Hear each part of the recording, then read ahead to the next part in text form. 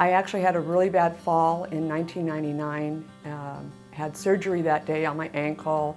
I actually started experiencing a lot of pain in 2005, and that's when I met Dr. Troy Watson.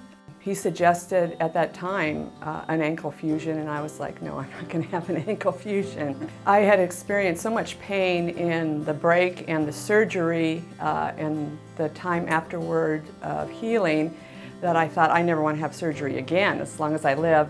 I was very limited in any activities, even walking. I had to determine each day what I was going to do.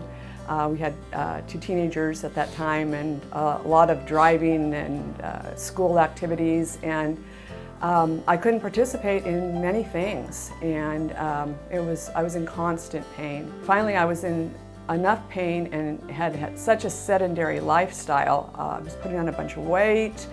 I agreed to have the ankle fusion. Dr. Watson said if I would give it a chance and see that it could be life-changing for me. I wanted to believe him, but I still was not sure about it and had a lot of fear about the surgery. It was incredible. I was 100% pain-free. I could not believe it. Did not limp. It literally changed my life. And from that point to today, I've been able to exercise, lost a bunch of weight because I could walk. We were in Europe last fall for a number of weeks. I can walk everywhere, all over Europe. I can be active in all activities with my family and my church, everything. We go on mission trips. Literally changed my life, and I'm so grateful for Dr. Watson and the DOC.